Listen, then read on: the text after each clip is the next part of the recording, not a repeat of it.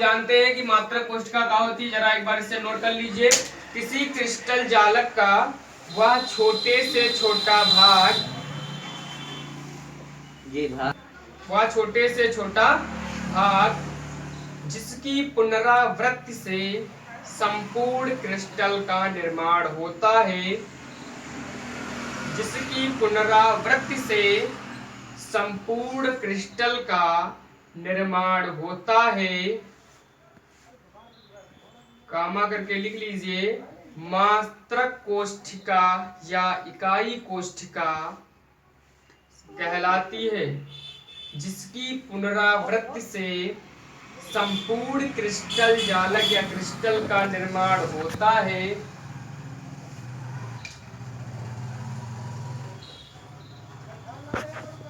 संपूर्ण क्रिस्टल का निर्माण होता है, मात्रक कोशिका या इकाई कोशिका कहलाती है। ये चीज एक बार फिर से अंडरस्टैंड कर लीजिए, बहुत आसान तरीके से समझा जा सकता है। आपके घर में नमक हो, उसे आप गौर से देखिए। नमक जब देखेंगे तो आपको लगेगा छोटे छोटे घनों से मिलकर बना है। वो जो छोटे छोटे घन है वो क्या है, तुम्हारी मात्रक कोशिकाएं हैं। और उन सभी मात्रक कोशिकाओं के मेल से क्या निर्माण होता है, क्रिस्टल जालक का। किसका निर्माण होता है, क्रिस्टल जालक का। मतलब सारी मात्रक कोशिकाएं आपस में मिल जाएं तो एक क्रिस्टल जालक का निर्माण करती हैं। ठीक है, कभी घर जाके आप नोट करिएगा इस चीज, निर्माण होता है। ठीक, तो मात्रक कोशिका क्या होती, समझ गए। किसी क्रिस्टल का, किसी क्रिस्टल जालक का वह छोटे से छोटा भाग जिसकी पुनरावृत्ति, पुनरावृत्ति मतलब इस घन के ऊपर घन, नीचे घन, बाएं घन, दाएं घन, इधर घन, इधर लगाते चले जाओ, लगाते चले जाओ, तो थोड़ी देर में एक नमक का क्या तैयार हो जाएगा, क्रिस्टल तैयार हो जाएगा। उस क्रिस्टल को क्या कहोगे, क्रिस्टल जालक कहोगे। और जिससे मिलकर बना होगा उसे क्या कहोगे, मात्रक कोशिका। जैसे ये बोर्ड बना है, कणों से मिलकर बना है ना, तो इसी प्रकार नमक किससे मिलकर बना होता है, छोटे छोटे क्रिस्टल से मिलकर बना होता है। और उन सभी क्रिस्टल्स को क्या कहोगे, मात्रक कोशिका। और संपूर्ण क्रिस्टल को क्या कहोगे, क्रिस्टल जालक। ये चीज कंफर्म है। आगे नोट कर लीजिए कि मात्रक कोशिकाएं मुख्यतः 4 प्रकार की होती हैं।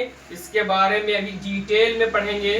और देखिए, इससे ये 4 प्रकार की होती हैं, लिख लियो।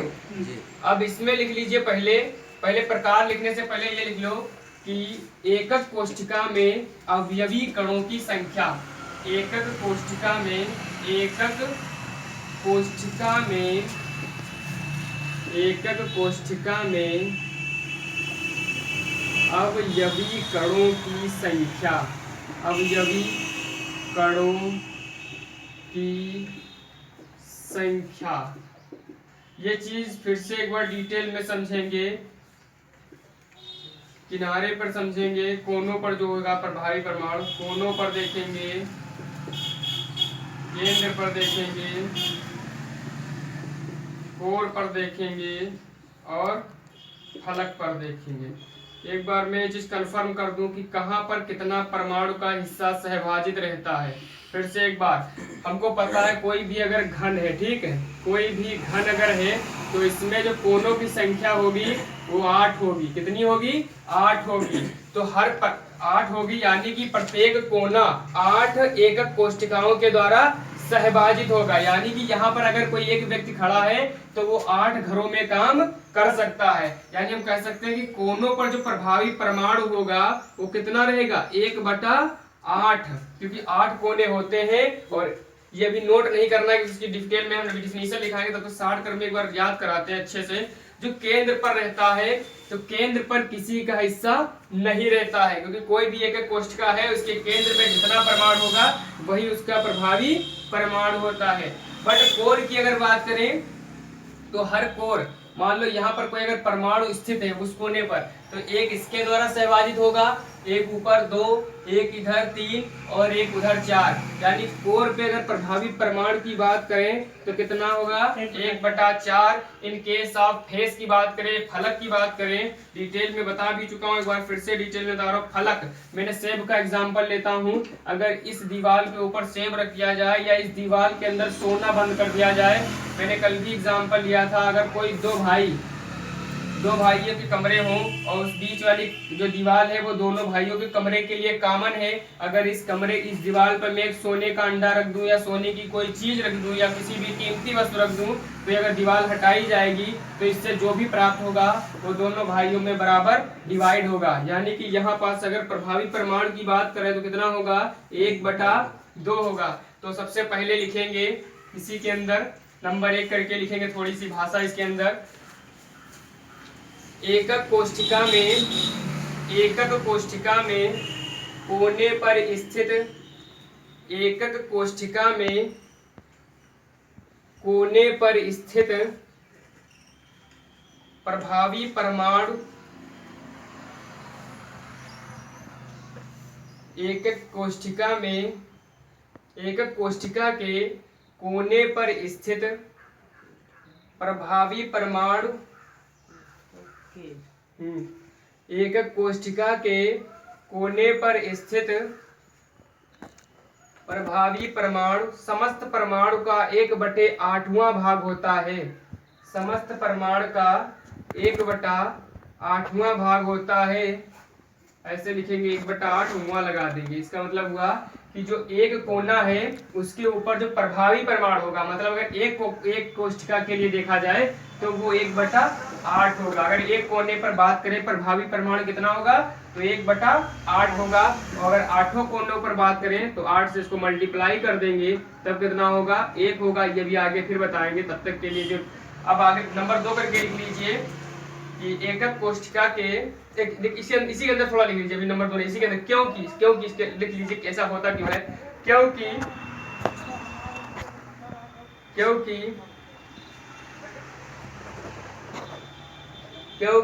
एकक कोष्ठिका का परमाणु, क्योंकि एकक कोष्ठिका का समस्त परमाणु, ऐसे लिख लीजिए थोड़ा अच्छी भाषा लगेगी, क्योंकि एकक कोष्ठिका का समस्त परमाणु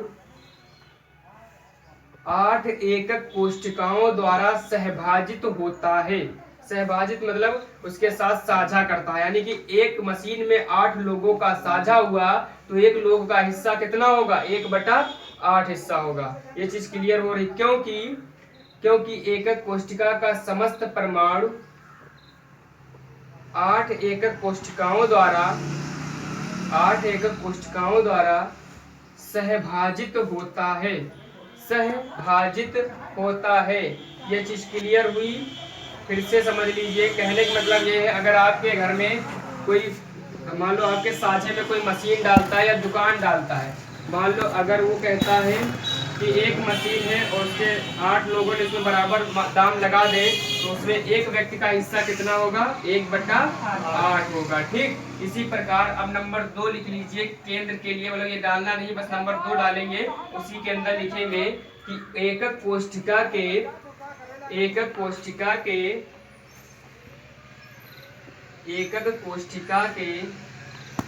केंद्र में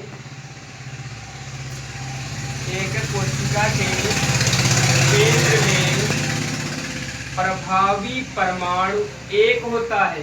प्रभावी परमाणु एक होता है। रीजन भी लिखिए, रीजन भी उसमें कारण भी लिखिए, क्योंकि प्रभावी परमाणु एक होता है। एकक कोष्ठिका के केंद्र में प्रभावी परमाणु एक होता है। कारण लिखिए क्योंकि केंद्र में उपस्थित परमाणु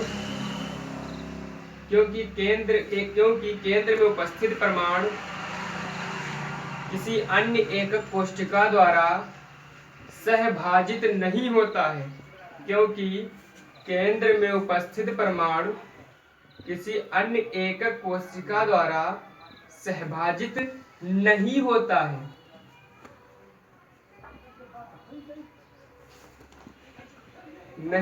है।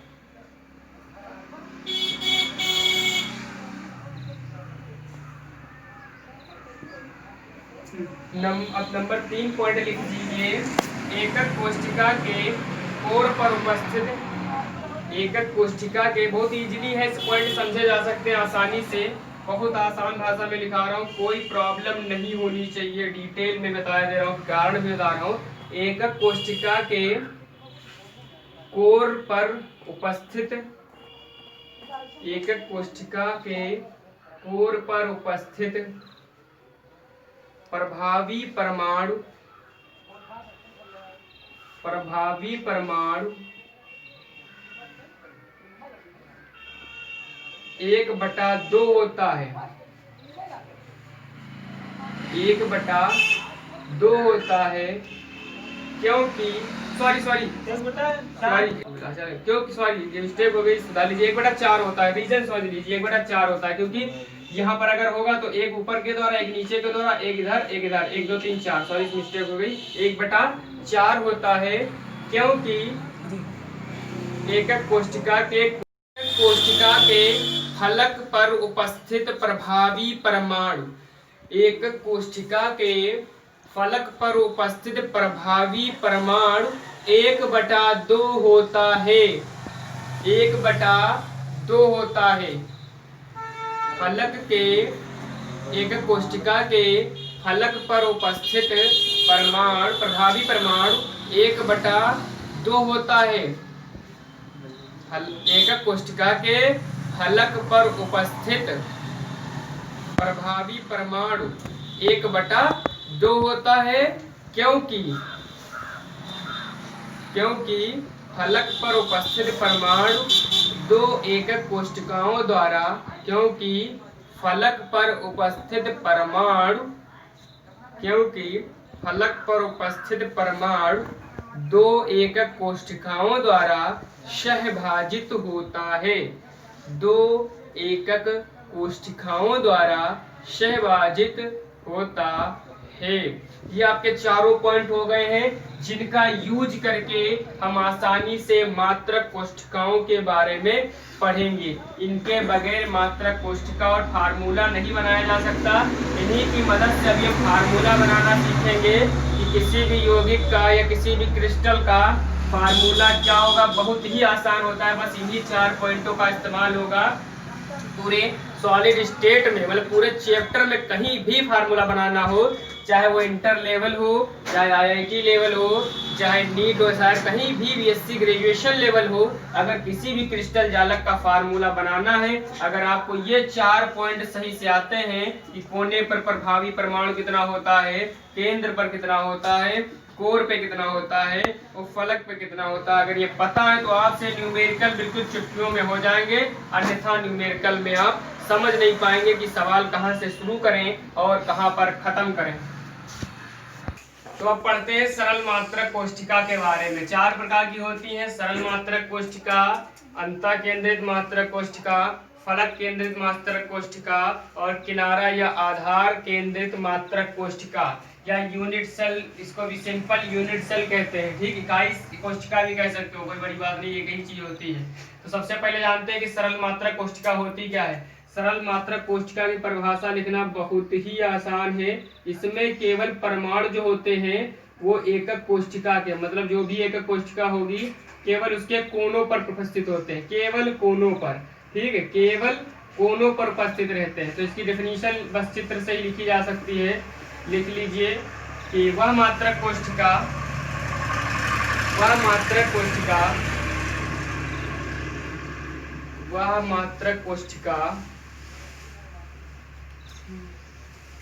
जिसमें परमाणु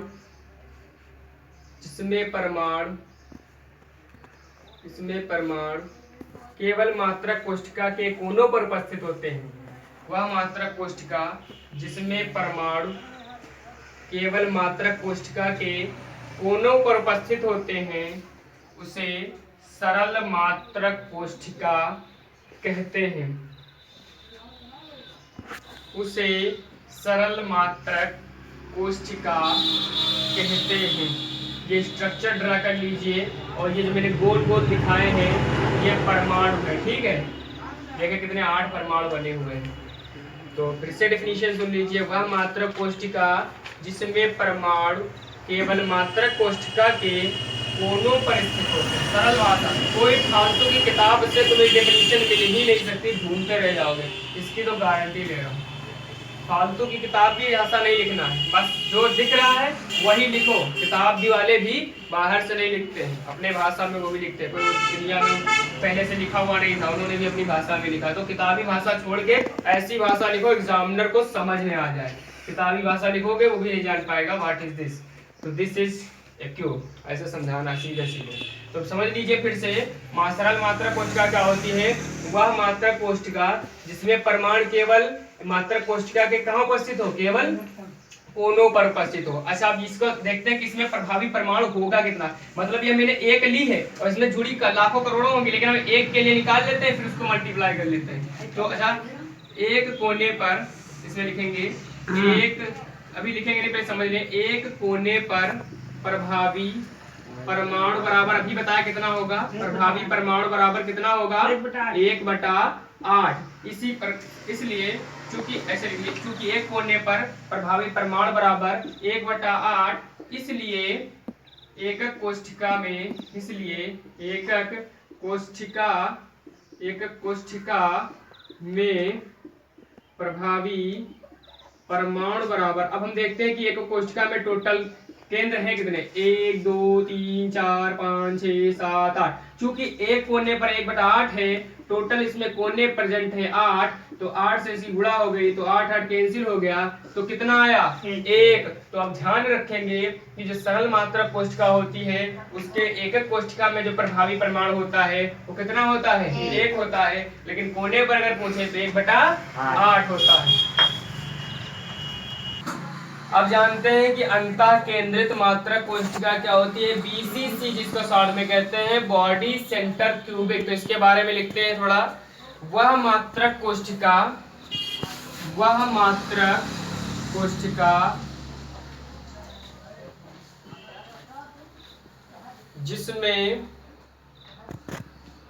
जिसमें परमाणु मात्रक कोष्ठिका के समस्त कोनों के साथ साथ, वह मात्रक कोष्ठिका जिसमें परमाणु मात्रक कोष्ठिका के समस्त कोनों के साथ साथ केंद्र में भी उपस्थित होता है, समस्त कोनों के साथ साथ केंद्र में भी उपस्थित होता है, तो उसे अंतः केंद्रित मात्रक कोष्ठिका, यानी दूसरा नाम उसका जो रहेगा BCC के नाम से बहुत फेमस है। इसका फुल फॉर्म रहता है बॉडी सेंटर क्यूबिक, अंतः केंद्रित कोष्ठिका, सेल यूनिट सेल मतलब मात्रक, सॉरी, बॉडी सेंटर क्यूबिक घनिष्ठ कोष्ठिका, मतलब घन क्या अगर होती है ना, इसके घनिष्ठ वाली कोष्ठिका की बात करते हैं। तो क्योंकि हमको पता है, सब लोग ध्यान से देखेंगे बोर्ड में कि क्या चीज मैं बताने जा रहा हूँ। इसमें देखता हूँ कि प्रभावी परमाणु इसमें कितना होगा, उसमें तो 1 निकल के आया था, इसमें देखता हूँ कितना होगा। चूंकि एक कोने पर प्रभावी परमाणु 1/8, अतः समस्त कोनों पर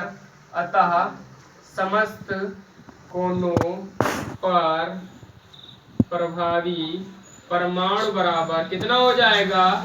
1/8। कोने टोटल कितने हैं? 8 8 8 कैंसिल, ये 1 आ गया। ये फाइनल आंसर नहीं है, भी है, ये केवल हमको पता चला है कि जो कोने हैं इन पर टोटल फाइनल प्रभावी परमाणु कितना होगा? 1 होगा। अब केंद्र पर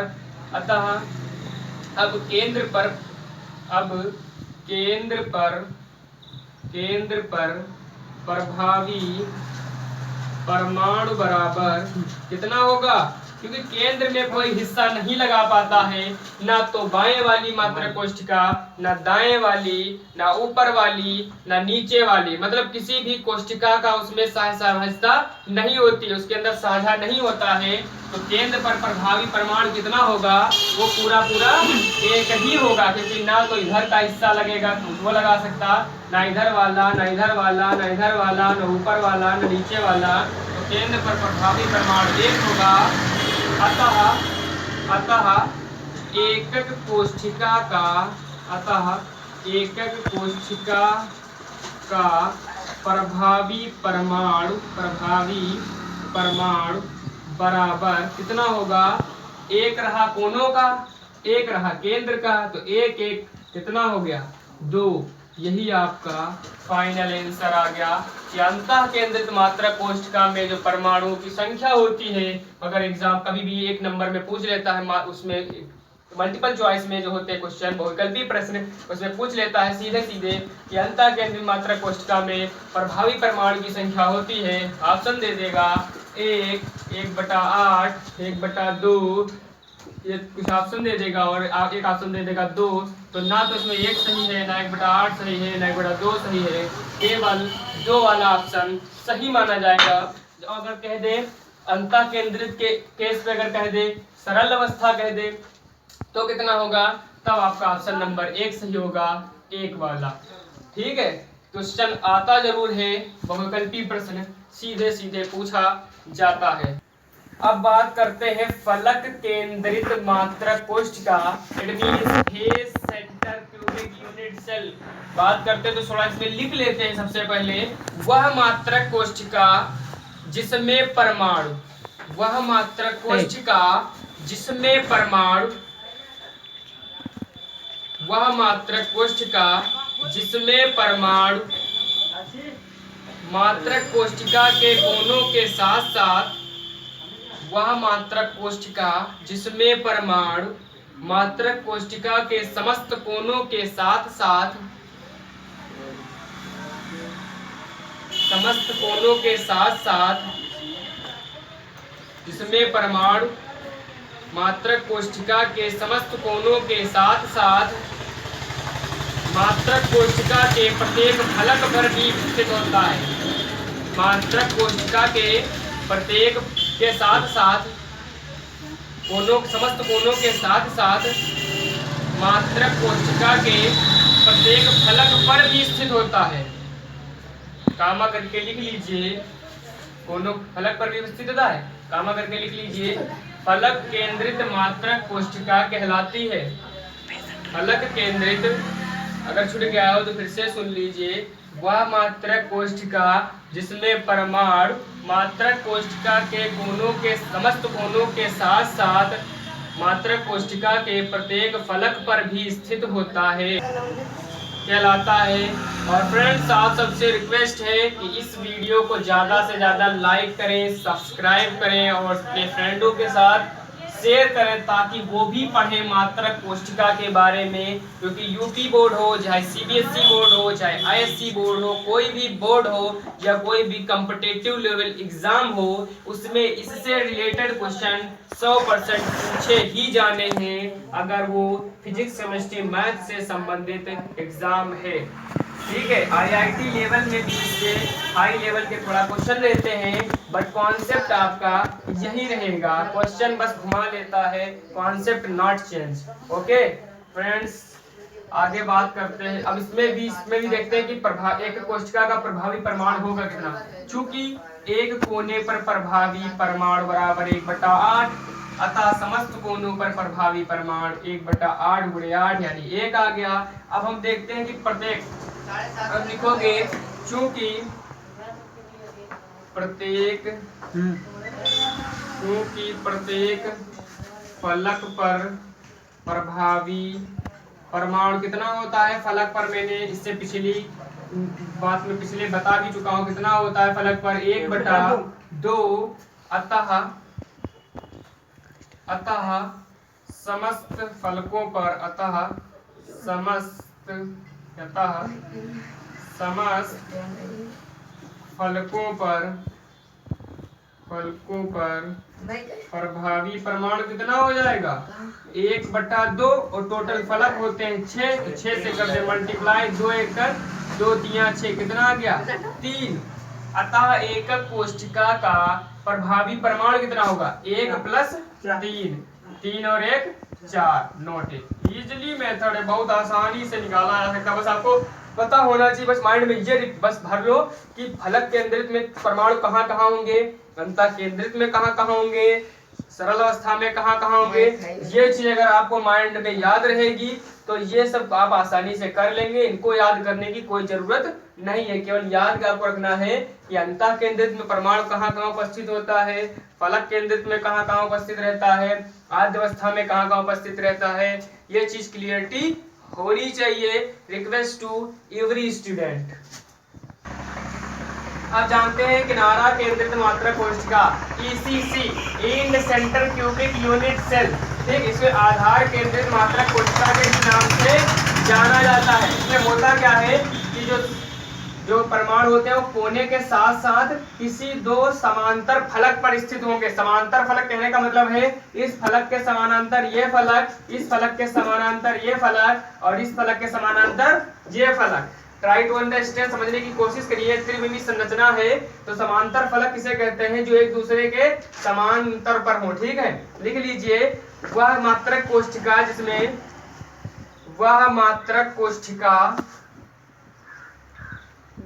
जिसमें परमाणु मात्रक कोशिका के समस्त कोनों के साथ साथ, वह मात्रक कोशिका जिसमें परमाणु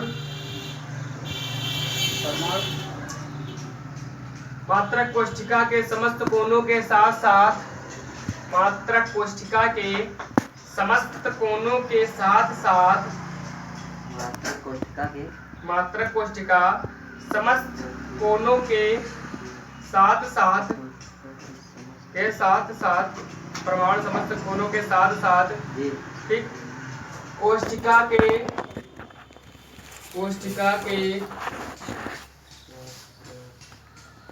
के समांतर फलक पर भी उपस्थित होता है। कोशिका के किसी एक समांतर फलक पर भी उपस्थित होता है, फलक पर भी उपस्थित होता है। समांतर फलक समझ रहे हो, जो इसे समांतर फलक कहते हैं। समझ लीजिए आसानी से समांतर फलक क्या होते हैं, एक दूसरे के समांतर फलक है। तो सबसे पहले लिखोगे, चूंकि एक कोने पर प्रभावी परमाणु 1/8, अतः समस्त कोनों पर प्रभावी परमाणु 1/8 × 8 यानी 1। अब लिखोगे एक समांतर एक फलक पर प्रभावी परमाणु बराबर, हमको पता है फलक पर कितना होता है 1/2, अतः समांतर फलकों पर, दो समांतर फलकों पर प्रभावी परमाणु बराबर केवल दो ही समांतर फलकों पर है, यानी 1/2 और गुणे कितना 6 मत कर देना, क्योंकि एक ही पर है तो 2 पर है यानी 2 से गुणा हो जाएगी। 2 2 कट गया, कितना आ गया 1। अतः एक कोशिका का प्रभावी परमाणु 1 और 1 2, बस ये भी हल हो गया। दोस्तों आपकी मात्रक कोशिका जो भी थी वो कंप्लीट हो गई है। अब इसी पर बेसिस हम न्यूमेरिकल अगली वीडियो में करेंगे। ये आप इजीली समझ गए होंगे। मैं होप करता हूँ कि ये आपको अच्छे से समझ में आया होगा। वीडियो को लाइक सब्सक्राइब और शेयर कर दीजिए ताकि हमारा भी मोटिवेशन होता रहे और आपको भी लगातार इससे रिलेटेड वीडियो, न्यूमेरिकल की वीडियो, जो भी इस लेसन से वीडियो बनेगी वो सारी वीडियोज आपको अपलोड करूँगा। अतः आपसे रिक्वेस्ट है कि वीडियो को लाइक और शेयर करें। जय हिंद।